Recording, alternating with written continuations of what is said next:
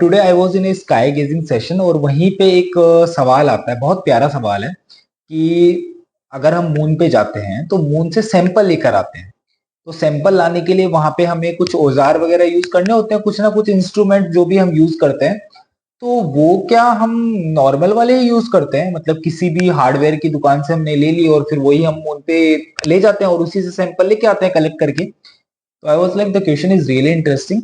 तो हमारी काफी बात हुई एंड आई थॉट कि ये जो सवाल है मैं आप सबके साथ भी डिस्कस करूं कि मून पे जाने के लिए क्या किसी भी हार्डवेयर की दुकान से हम हैमर ले सकते हैं, या फिर कोई सैंपल कलेक्ट करने के लिए स्कूप ले सकते हैं, या फिर अलग तरीके से छलनी टाइप से कुछ रेक है या टोंग है, इस तरह के इंस्ट्रूमेंट्स हम यहाँ से ले सकते हैं। तो जवाब है बिल्कुल नहीं। तो फिर दूसरा सवाल होता है कि कोई बात नहीं, लेकिन अपोलो के टाइम पे तो बहुत सारे बना लिए थे, तो वो वाले काम में ले सकते हैं। तो अगेन जवाब है नहीं। तो क्या अभी जो आर्टिमिस मिशन जा रहा है या फ्यूचर में जब भी एस्ट्रोनॉट्स वहां जाके सैंपल लेकर आएंगे या कोई भी मिशन जाता है तो उनके लिए अलग से बनते हैं? तो जवाब है बिल्कुल हाँ।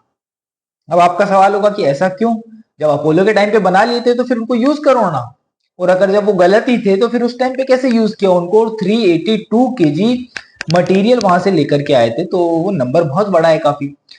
तो इसका ऐसा है कि कुछ लेयर्स है, तो हम लेयर बाय लेयर समझते हैं कि जब भी हम मून पे जाके सैंपल कलेक्ट करने की बात करते हैं तो सैंपल कलेक्ट करना एक अपने आप में प्रोसेस है, साइंटिफिक प्रोसेस है, एक नॉर्मल प्रोसेस नहीं है। क्योंकि मून जो है सबसे पहले तो यहाँ से 3,84,400 किलोमीटर की डिस्टेंस पर है। अब मून जो है वहां पे अगर आप जाते हो तो वो जो सैंपल लेके आ रहे हो तो इतने डिस्टेंस ट्रेवल कर रहे हो, आप अपने इंस्ट्रूमेंट से सामान उठा रहे हो, फिर यहाँ लाके सब कुछ कर रहे हो, तो उसकी इंटीग्रिटी जो है वो खराब नहीं होनी चाहिए।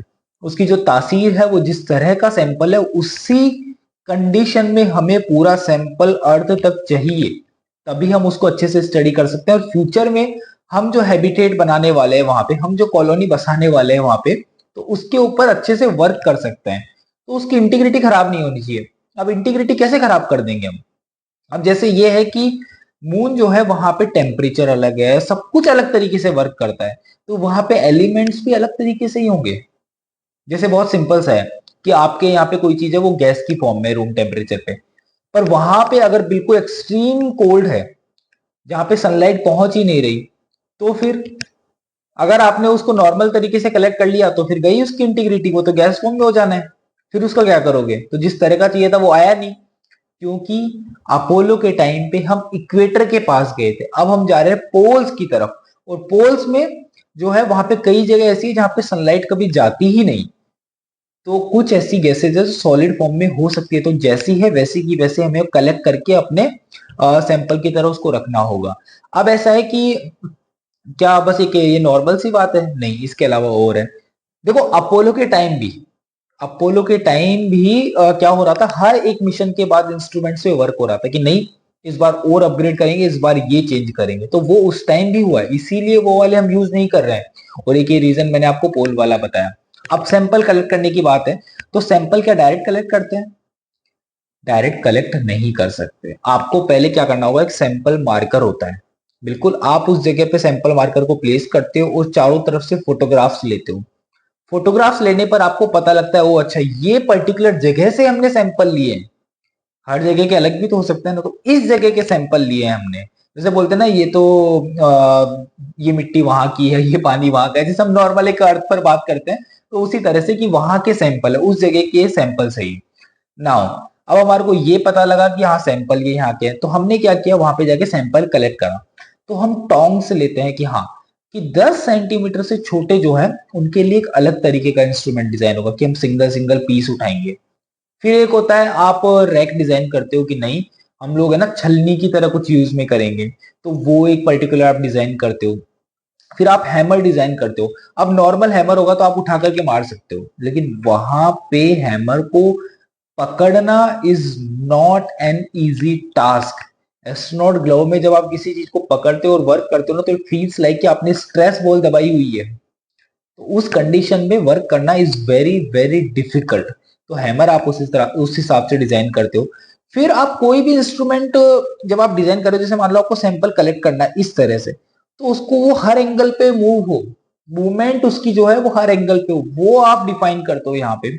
उसमें कौन सा मटेरियल होगा जो वहां पे जाने पर उसकी सैंपल को खराब भी ना करे, जिस कंडीशन में उसी कंडीशन में रख ले, तो वो आप डिफाइन करते हो। तो हर एक चीज पर बारीक तरीके से काम होता है, तब जाकर के लुनार जियोलॉजी टूल्स जो है वो पूरे तरीके से डिजाइन होते हैं और हम उनको यूज कर सकते हैं मून पर जाने के लिए। इसीलिए आर्टिमिस के लिए अलग से पूरे इंस्ट्रूमेंट्स जो है डिजाइन हो रहे हैं। अपोलो के टाइम के इंस्ट्रूमेंट्स हो उनको अपग्रेड कर रहे हैं, और हमें पता है कि कई जगह ऐसी है जहां पे सनलाइट नहीं पहुंचती, तो उनके लिए सैंपल कलेक्ट करने के लिए हम अलग से बना रहे हैं। इवन ड्रिल करेंगे तो हमारे पास ये होता है कि भाई ड्रिल करके जितना सैंपल हम अंदर से निकाल रहे हैं तो उसको डिस्टर्ब नहीं करे सैंपल को, वो जैसा है ना उसको वैसा ही रहने दे, वो उसी तरीके से उसी कंडीशन में वहां से लेके आए। तो इस तरह से वहां के सैंपल्स डिजाइन हो रहे हैं। तो आप लोग जाकर के गूगल पे सर्च करना कि लुनार जियोलॉजी टूल्स, अपोलो के टाइम के और अभी जो वर्क में आ रहे हैं, और फोटोज देखना, मजा आ जाएगा। किसी हार्डवेयर के दुकान से खरीदे तो वो बिल्कुल भी नहीं है, और वहां पे वर्क करना is very very difficult task. तो इवन हमारे चंद्रयान में भी आने वाली सीरीज में एस्ट्रोनॉट्स जो हम लोग नाम देंगे अपने व्योम नोट्स, वो भी जाएंगे, तो उनके लिए भी यहाँ पे अलग से टूल्स डिजाइन होंगे। तो क्या पता आप जो वीडियो देख रहे हो इन्हीं में से कोई डिजाइन करे फ्यूचर में।